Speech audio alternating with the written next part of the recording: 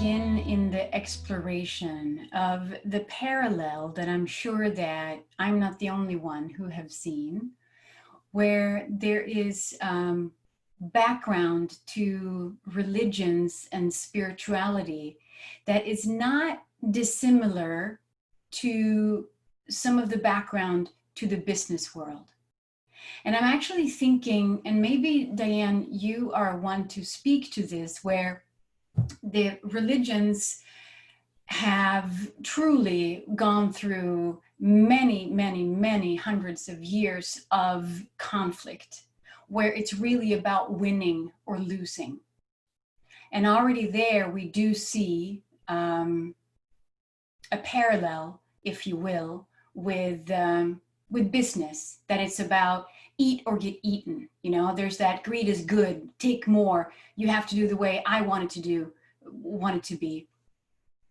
And then what's happened, of course, with religions and this space of spirituality and the development of our consciousness is that there has been a development of coexistence to some degree between different religions. And the way that we see it now from an inter-spiritual perspective, an interfaith perspective, is that we have actually, to some degree, really reached collaboration and integration in a different way.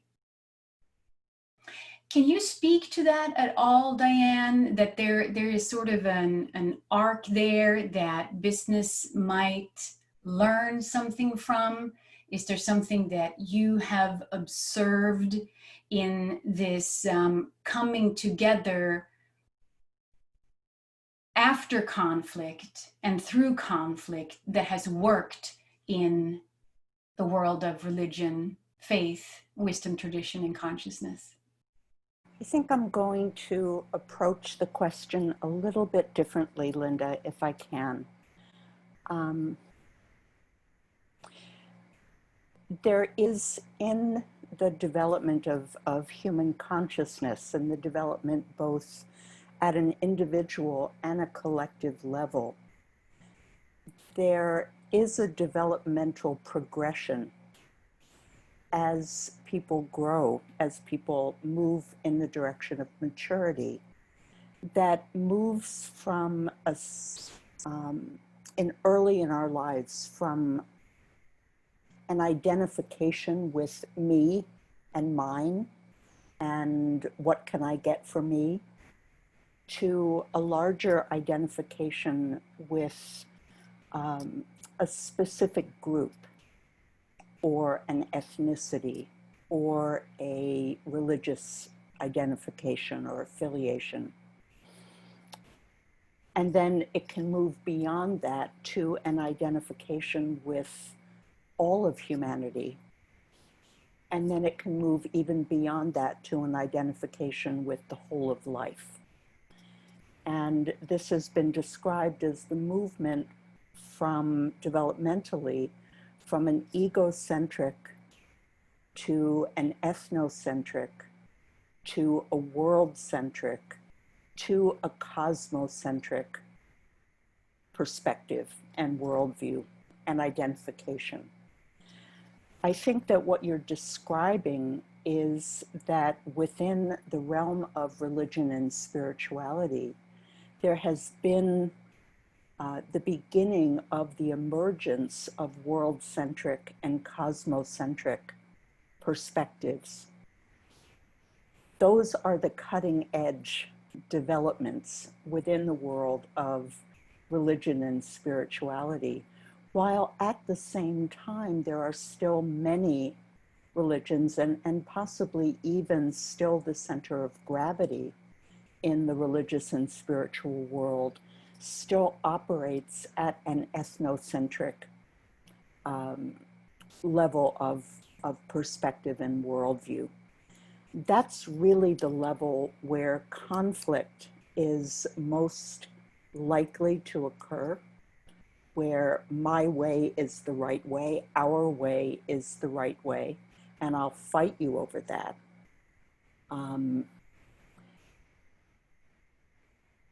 when we get stuck there, values like winning, like coming out on top, like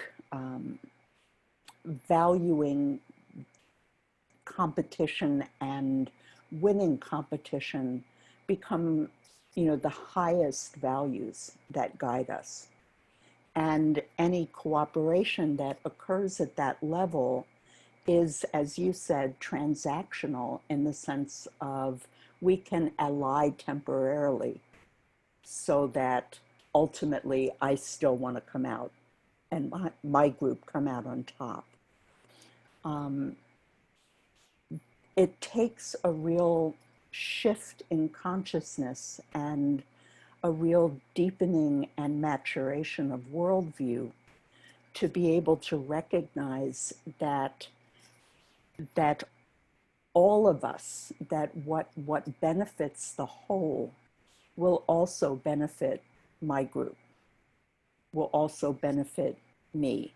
And it's that kind of overarching recognition of our interdependence and interconnectedness that gives rise to the movement that you're describing, not only within religion and spirituality, but I think that that's really the arena that can apply to many, many, many different segments of our culture and society. Certainly we have seen movement in that direction in terms of global business and the interconnectedness.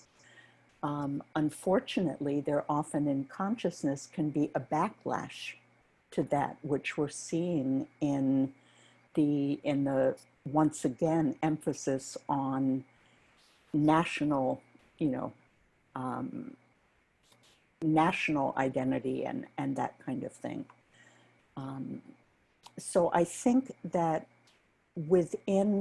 probably within every religion, you can find people operating at each of these levels of identification. And I suspect the same is true in the business world as well, that there are people who have an identification with the welfare and well-being of the whole, and other people who are much more stuck in the competitive, my way, and we want to be the winners. Thank you, Diane. And it really speaks to this image I have of the business world being a teenager.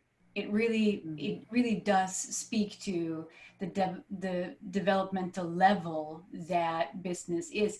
And I have to say, with the groups that I actually do see having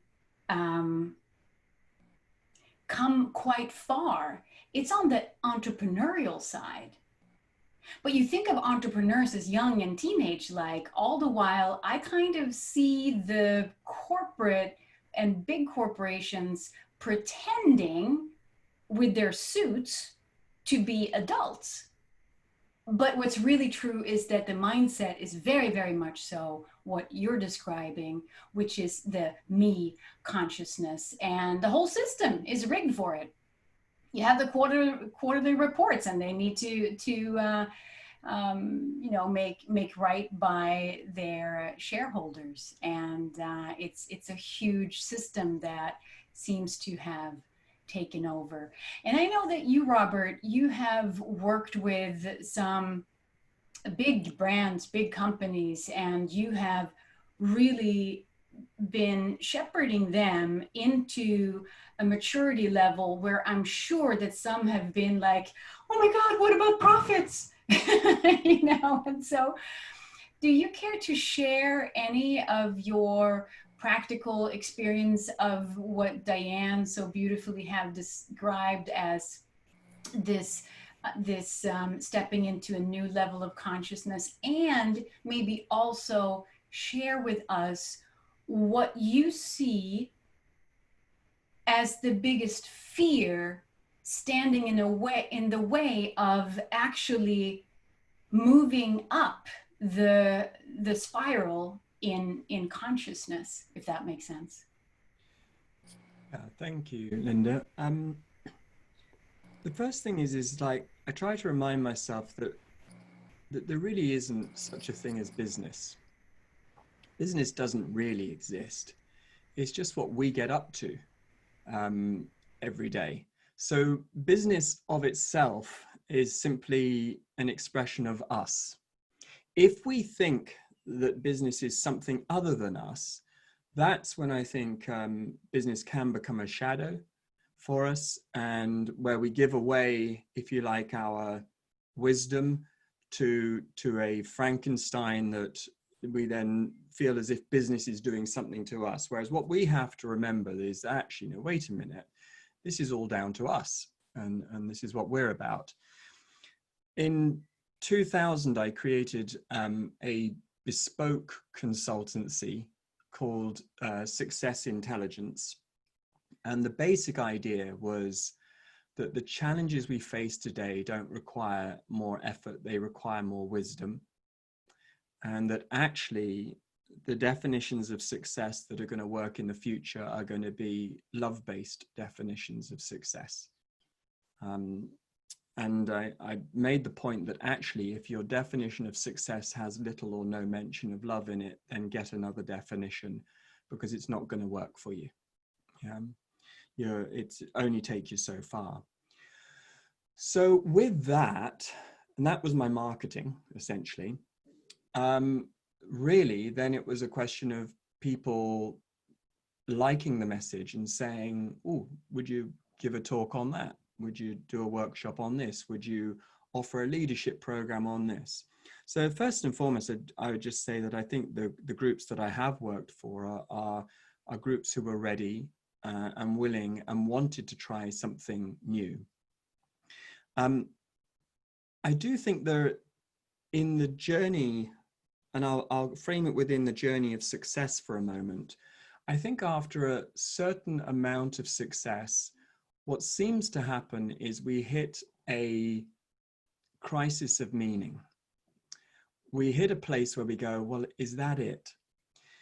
And I think that's partly because of what Diane's just mentioned, which is that in the early days, normally success is about me and my life and what I'm about.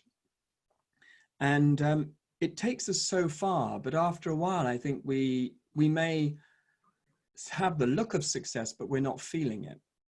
And there is this feeling of a crisis of meaning. And so therefore we start to look for a more meaningful sense of success, a success with perhaps a greater sense of purpose, maybe less about ambition and more about purpose. And it's a success that becomes much more about all of us, or maybe more of us to begin with, and then eventually, hopefully, all of us. So a lot of the people that I've worked with and a lot of the organizations I've worked with are those organizations and those people who feel ripe and ready for a new adventure in the success journey. And we're moving in a way really from success to real success. That's the journey, in a sense. And an expression of who we really are, not just about gain anymore, but more about some sort of creative cooperation and to see how far, this can go. And so therefore, those are the organizations that I've worked with the most. And I think there is this great need to have our work and to have business be an expression of who we are, rather than just a thing that we do.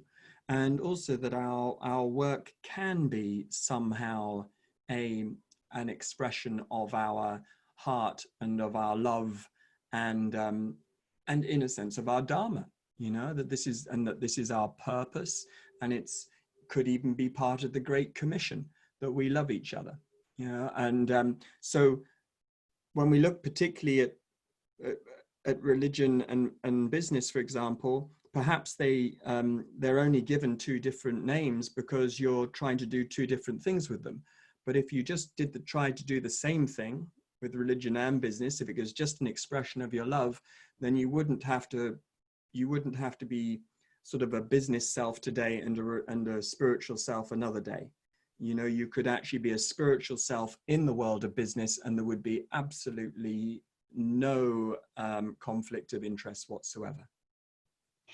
And thank you for that. We're going to circle back to everybody, but I wanted to hear from Bruce, because Bruce was a co-creator and has been on the journey of creating HeartMath, and you're close with those who use HeartMath in a very big way in the world, not only transforming our health and well-being, but also transforming the health and well-being of companies, which strangely go together, would you know? And so, and being a student also of Dr. Joe Dispenza, who I know you're close with, Bruce, I have an insight into the energy of the heart that you have been exploring for such a long time by now. So what are your thoughts when you're hearing about this bridging between the transactional over to a transformational, and hearing about love being a basis for any business idea or showing up? Beautiful question. Well, first of all, thank you to Diane and Robert. Hard acts to follow in this context, but a couple of different strands have come to mind. I actually was struck as Robert was talking about, I don't know if this parallel works, I haven't thought it through much, but what America and arguably the world is going through now, the recognition that white people in particular kind of thinking it was okay the way it was. And it was, we were kind of coexisting. Whereas meanwhile, the Black population is saying, you have no idea, and you haven't had any idea for 400 years. But it appeared to a certain level, if you're not really looking carefully, it was sort of coexisting. It was striking me as you were talking, Robert, that I feel that's what's going on right now in the world of business and profit versus love. That we've been thinking we can kind of coexist, that yeah, we got to take care of people matter, we can kind of do that enough and it'll be okay, and not realizing that there's an uprising that will be happening in business too, that will overturn business in a way. I think our civilization is being overturned now in a needed way, in a growthful way, in a nourishing way, around the racial divide, et cetera. And so I believe those of us, and I think everyone, I don't know Charles's background yet, but I think the rest of us that I'm hearing backgrounds have been doing this kind of work in different ways for a long time. And kind of a simplistic way that I look at a lot of this is that the classic concept that the longest journey that a human will ever take is the journey from the head to the heart. And when Diane was describing the more ethnocentric views of many of the religions today, they're stuck in the head. They're stuck in a very limited mindset of what the experience of God and Christ can be, and it has to be defined in a very narrow, very creed-oriented, very dogmatic kind of way. When the heart would say, really?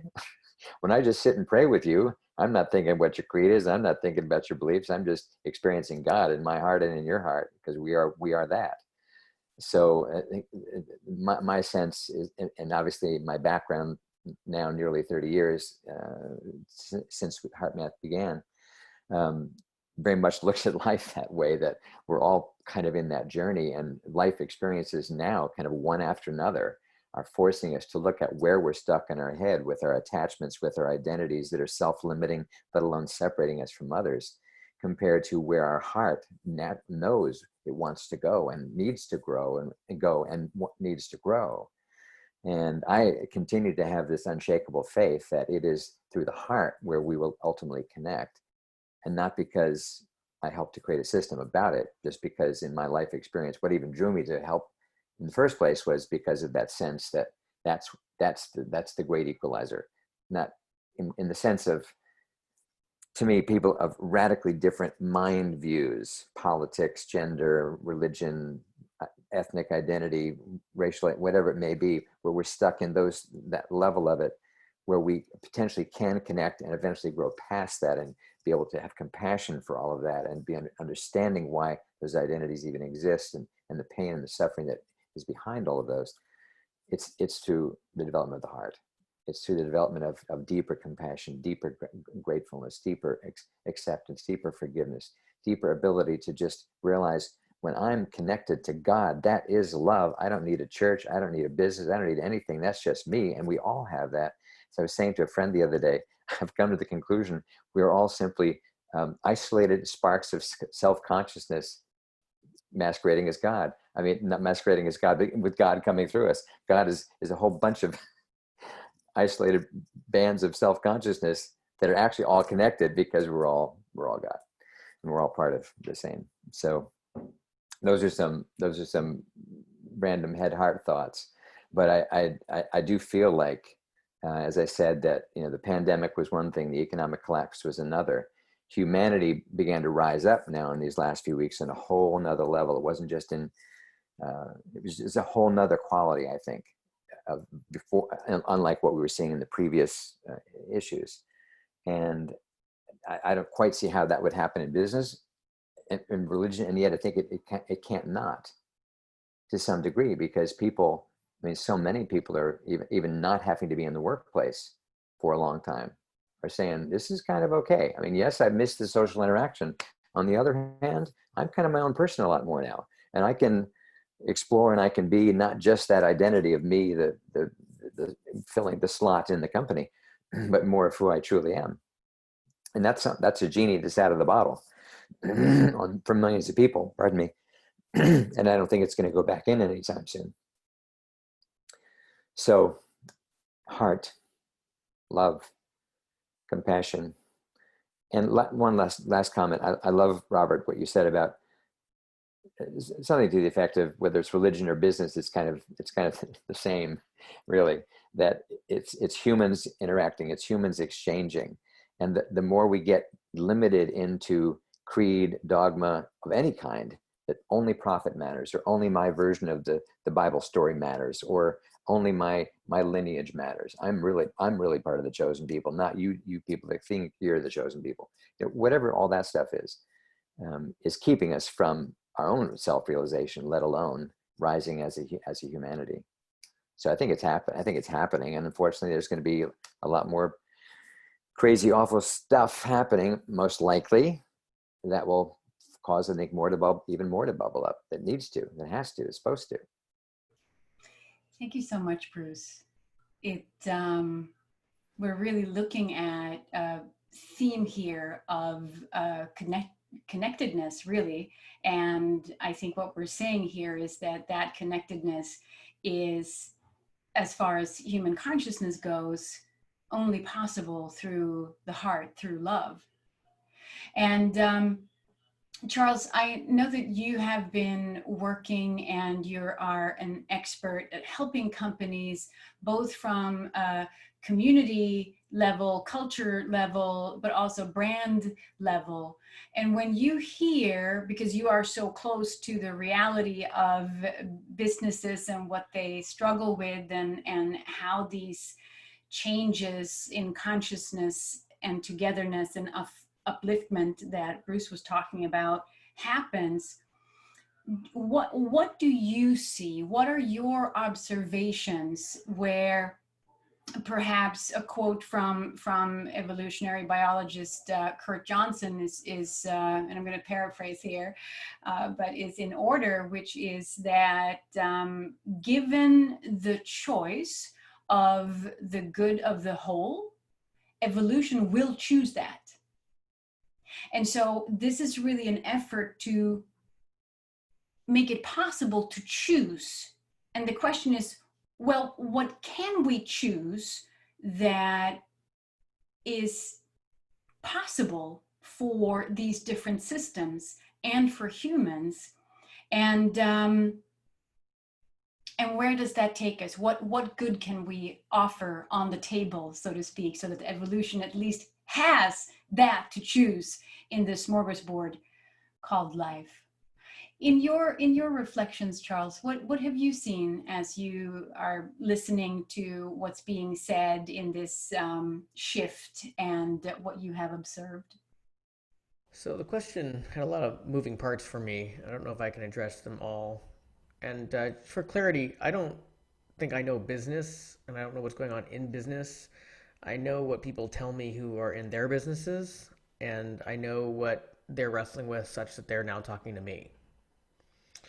And what's come to mind, given your prompt, touches on everything that's been said this far. That we need to move away from. I'm going to use the term rational way of approaching the world, which includes the relationships we're in there, and as Bruce put it, include the heart. And then Robert Love. I articulate a little bit differently. I say we need to move away from a strictly transactional relationship to a more relational one.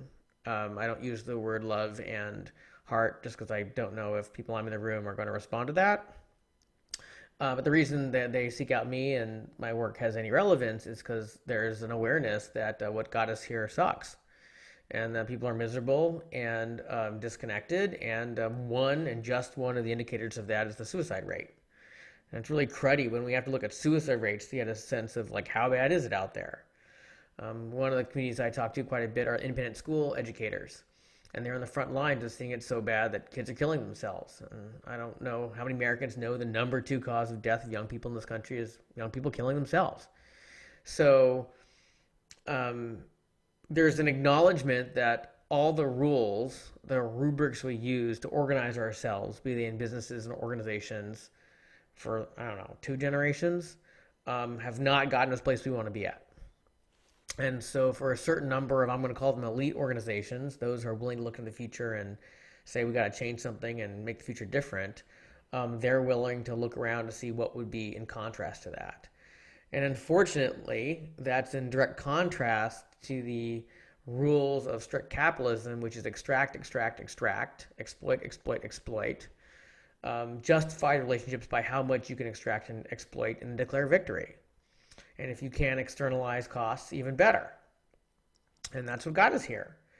And it's a difficult conversation to say to someone, all right, if you want something better, if you want to connect people in ways that they're satisfied, connect in ways that they feel supported, connect in ways they feel safe, the first thing that's got to happen is you've got to approach that relationship by asking something other than how much, how quick, and how long can I get something from them. And once we throw away that assumption, then we can talk about how we're going to build something that's different. So if we get a little bit more, let's say, practical, I think that we have painted a picture that resonates with most of us here.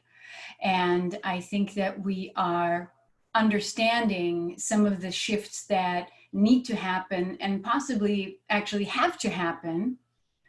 And but how do we actually help the business community, because they will be kicking and screaming at this, you know that. so how do we help the shepherding process from this unsustainable me first teenager into a different kind of maturity? Are there ways that we can approach them with a language that may be understood in a different way? Is it possible for us to define a return on investment that looks different? Can we actually have can we make this shift attractive at all? And this is not, I'm not suggesting that, ooh, we've come to an agenda, now let's push it on people. It seems like there is an experience of our feelers that are out, and it may very well be, like Bruce is saying, that it will happen whether we like it or not, because it would possibly be the natural development of the evolution and the way that we have set up systems that are in contrast to the greater good of all. Does anything come to mind to anyone where, let's say we have this class in front of us right now, where we have business folks that kind of getting it, but not really buying it? Well, I don't think I would talk to them first. I'd talk to the people who are ready. Because I think what you're describing is essentially a movement that wants to happen eventually. I think we want to grow beyond our sense of self, and we also want to grow beyond doing something only for ourselves. So I would also say that I think that what I sense we're all proposing here isn't detrimental to the vital statistics of an organization. In the same way that, we wouldn't say to somebody, we're going to teach you to meditate, and by the way, you're going to have low blood pressure, and, it's going to mess with your, with your heart rate, and your belly, it's like meditation is good for you. What we're looking at is good for the profit line, actually, for most companies. The point is, we're probably just pointing out that the purpose of your business isn't profit. Profit serves the purpose of your business. Profit's just an enabler that you get to do the business with. Profit is what attracts the talent. Profit is what enables you to do what you're doing. So I think often where I have succeeded when it's been working with an organization or a company, it's where I've been able to demonstrate that I do care about your vital statistics. I'm not trying to take your profit away from you. If anything, I'd like you to be more sustainable so that actually you get an opportunity to share those profits far and wide. That would be a great thing to do. So on the whole, I think that people are ready more and more, and it comes from a crisis of meaning. I will say that. I definitely, to your point, feel that there is a need to find an articulation that is comfortable stroke challenging. We can't just use the same words over and over again. We have to be willing to use sometimes some new words. That can be the benefit of having somebody come in from the outside. I will make a point in every one of my leadership events of talking about love and acknowledging to the crowd that this might be a little unusual, but please bear with me and let's see where it goes. And it can be something as simple as, what is it that our customers love about us? Just as a start, as simple as that. What is it that we most love about our business? Let's talk about that. If we know what we most love about our business, perhaps that's where the heart and the soul of the business lies. So let's get behind that. So there's a way of doing it, I think, that can happen. It is uncomfortable, but I think it's meant to be uncomfortable in a constructive way. And ultimately, I think it does all lead to the thing we're after in the first place, which is some sort of flourishing enterprise. I loved how you just put it, Robert. I totally agree that starting with the naturally avoiding of this concept is not the place to start. Start with the people who believe in the view, be the change you want to see in the world. And if you want more love in the world, you'd want to know how to do that in yourself, and they're going to be the most receptive. I also loved how you kind of start to normalize even the use of the word love in the context. As an organization with the word heart in its name, starting in the early 90s when we were going into very large companies. In 1995, we got into Motorola, then Unilever, then Shell, then BP, talking about the heart. And it was a challenge. And we use science because we, as some of you who know anything about HeartMath, we have a lot of science to say the heart itself is dramatically more important to how the brain and the whole person and therefore the organization functions than we believe. This is uncomfortable information for some people because they believe the brain is everything. And HeartMath came along and said, it's amazing. And you got this other thing down here that's like frickin' amazing because you think it's just a pump. And actually, it's way more. It's what the ancients actually believed. That's what the heart really is. So, but you bring it up with science and it has the imprimatur of that. It has the credibility of that. It has, as some of you may know, I've been teaching this at Stanford University for 24 years. to have Stanford, the #2 university in the world, having HeartMath programs for 24 years says there's something to this, or I've been really successful at fooling people for a very long time. So to me, that is one way that you begin to normalize it, is to bring in science and things that kind of validate. But I think it's also, I mean, one of the things I love to say in front of CEOs is, why is it that an NFL coach whose employees are 350-pound, not necessarily the sharpest tool in the box from an intellectual standpoint, may have huge hearts, as we would say, are also basically warriors?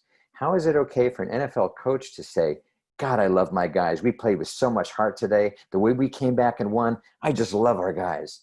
When was the last time you heard a CEO say that? So why is it okay in battle? In fact, HeartMath had a lot of success in the military because they saw the value of anything that would help the team work better together. Well, the heart's the place to do that, guys, and they're not afraid of that. They're not afraid to say, I love my team, I love my crew. So it is actually widely accepted in many places. And ironically, business is one of the last places. And so I kind of try to embarrass them. I say, really? You NFL coaches are more advanced than you guys? Really? And you want to say that business is the future of the world? It will all happen through technology and business, and yet you're afraid to say love? Really? That's the best you can do. So I try to just like, okay, guys, good luck. I mean, I'm not trying to be sarcastic or put them down. Now I'm being somewhat entertaining maybe, but I also believe it's time to just say it for what it is, that everyone is missing this. I mean, the Black Lives Movement is much more than just about love, but part of the hurt in there is that hundreds of years of feeling completely unloved, to the point of being hated, to the point of being killed randomly, all the rest. A fundamental need of all of us is love. And how could that not be true in every single business? Yeah, I would like to come back to something that Robert brought up a couple of times that seems really crucial to me, and that's the whole area of meaning and purpose.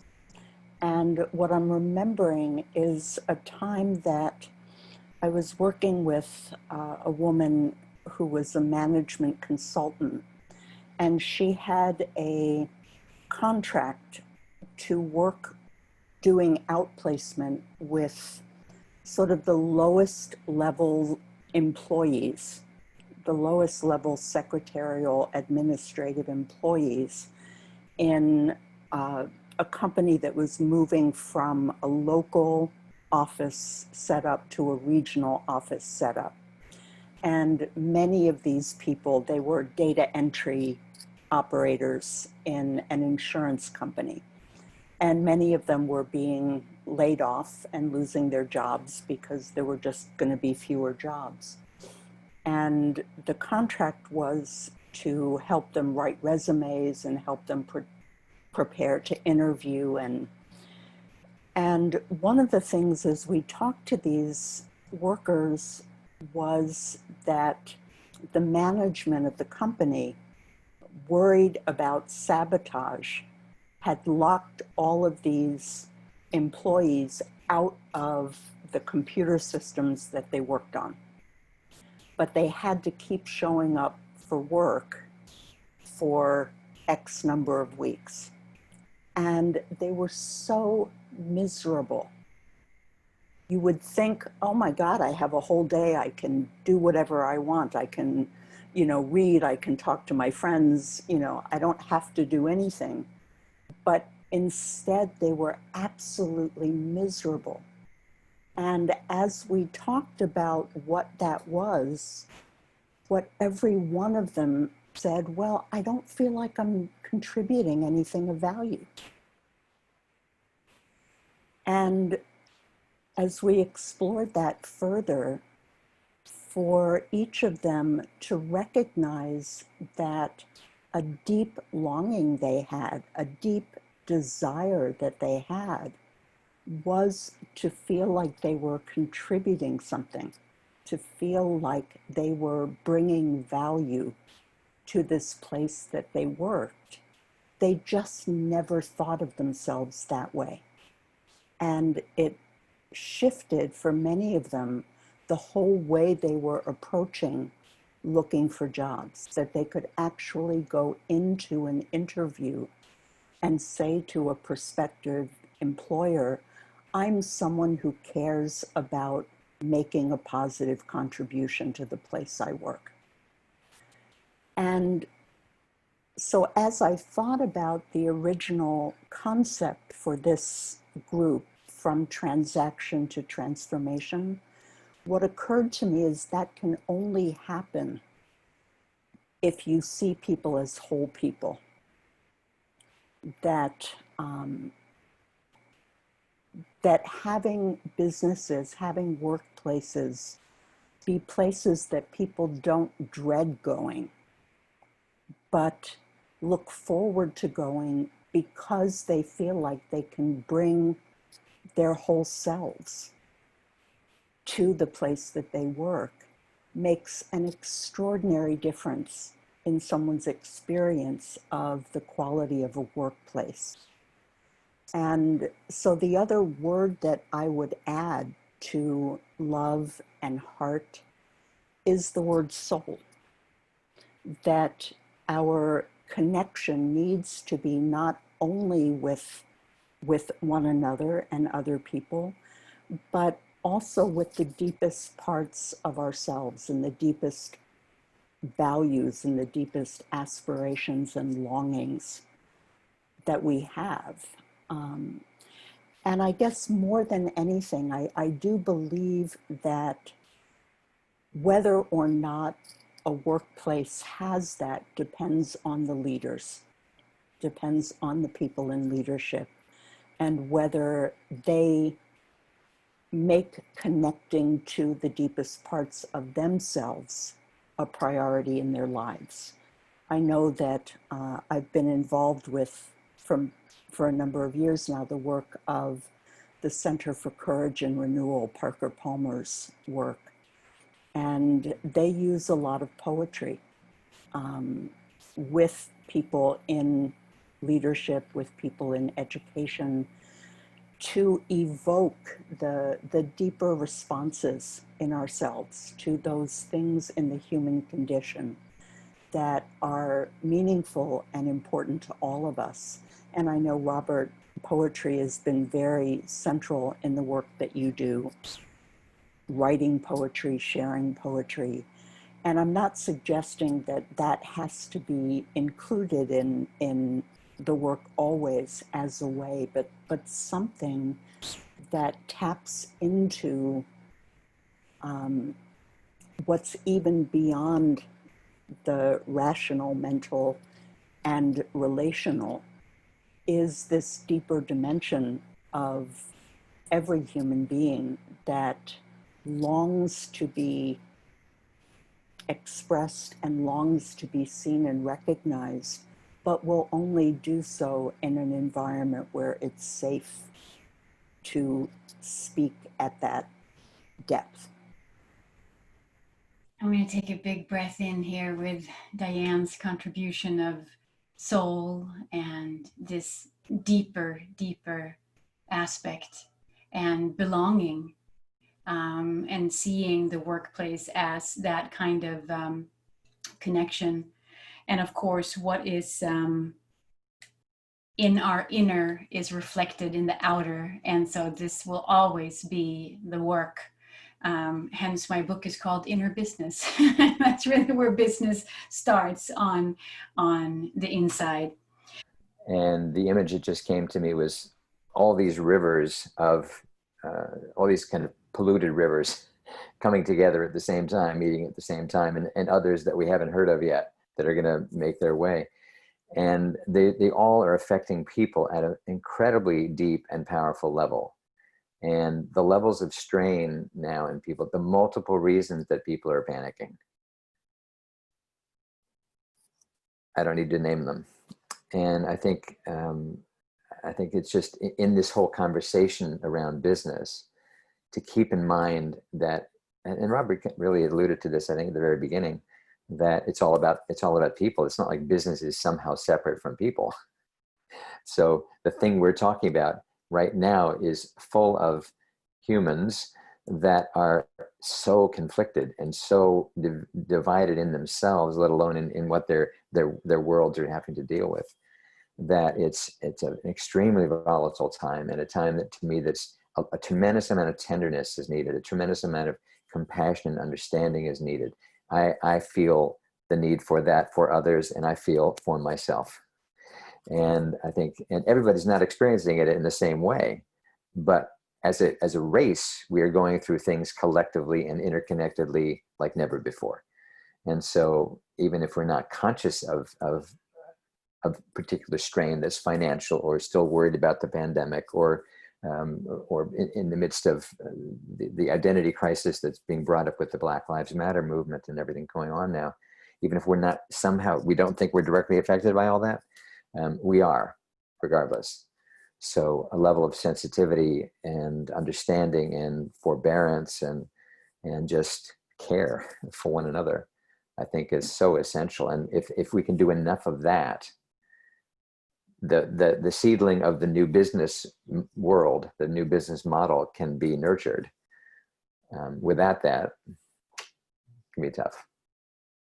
One thing that occurs to me is that in the conversations that are happening now around race and racism and systemic racism, that much of the work that is being asked of particularly us as white people is to really look at the lenses through which we make assumptions about life and the world, and to bring to conscious awareness how kind of white-centric, white normative, white as the universal reference point, so much of how we have operated individually and collectively we have been. And that without bringing those lenses into awareness, we can't possibly wake up to a clearer, less distorted worldview. So it seems to me that a parallel is for the business community to begin to explore what are the assumptions, what are the lenses through which business has looked at life, looked at the world. What are the parameters that have been taken as givens, like maximizing profits, or, just, and elevating those lenses to a degree of conscious awareness that they haven't been up until now, so that they are no longer the only possibilities of how to look at life and look at the world, and don't have to be the determinants of choices and decisions and future direction and vision. Look, I think the big thing is we're going through the death of normal, and so we're mourning the death of normal, but let's not mourn for too long, because it wasn't a very good normal anyway. There's a better normal coming. And, business business shouldn't be scared of us. Business shouldn't be scared of us, and we shouldn't be scared to be ourselves in whatever it is that our business is. I'm about my Father's business. But whatever your business is, pour your heart into it, pour your love into it, pour your soul into it. Business can handle that. Be courageous, and know that in many ways it's all a state of mind, and ultimately business should be an expression of who we really are. So I often like to say to people, if you think something is missing in your life, it's probably you. So if something's missing in the world of work right now, it's probably you. If something's missing in your business, it's probably you. If something is missing in this deadly boring business meeting that you're in, it's probably you. you know, so like pour a bit more of you into it. And I think that will automatically transform business through your presence, not because you're trying to change business, but your presence will change business. In fact, I think often the way we change things ultimately is not to try to change them, but just to bring more of our presence to them. And then automatically the experience of them is changed. And when we look, for example, at engagement levels across the world in business, we find that there seems to be about somewhere between 40 and 50% of the whole person is at work. The rest of them isn't there. And often that's the most interesting bit of them that's not there. You know, that's their heart, that's their soul, that's their creativity, that's their quirkiness. You know, that's the entrepreneurial sideline that they're dreaming about, you know. So let's be all in and let's dare to be present. And the more present we are, the more it will change. Yeah, Charles, I know that so much of your work and your first book was about community and the centrality of building community. And I would just love to hear you just speak a bit to how the whole hunger for community and longing in people to have a sense of genuine community speaks to the conversation we're having right now about the world of business. Well, thanks for asking, Diane. I don't even know where to begin because it's such a crisis. As I say, it's such a desert that if you show up with a not very big watering can, people think you're an awesome gardener. And so in some ways, I think I'm just helping people pick up watering cans because that's what we need. Relevant to the conversation here about business, like what's going to become that's more better, right? How acknowledging that we don't want more of this.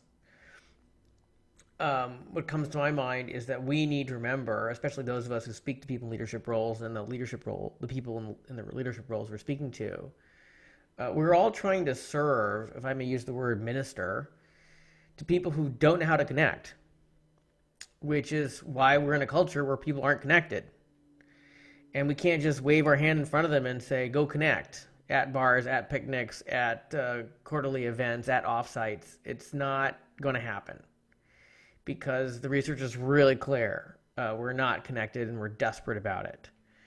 And we need to acknowledge how low we got to get to the ground and how tightly we got to hold hands to help people understand, even if we create the room, even if we make the invitations, even if we put food in it, we have to walk people together and create that space. And then the cadence of it.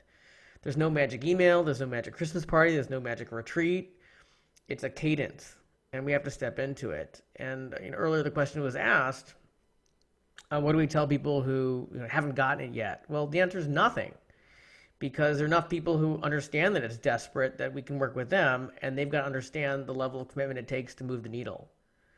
And as I say only half jokingly when I speak to organizations, they don't say in these words, but they do in their own words. They say, Charles, what's the magic email that I can send out that my people, be they parents or customers or vendors or employees or students, that they'll become connected? And of course, everybody in this call knows, no, there is no magic email. If there was, you'd have downloaded it and you'd have used it already. So we need to understand it's a desert. We understand people don't know how to grow. And we need to understand we got to start on the ground, and it's going to be a lot of walking with a lot of hand holding, and it's going to be no other way.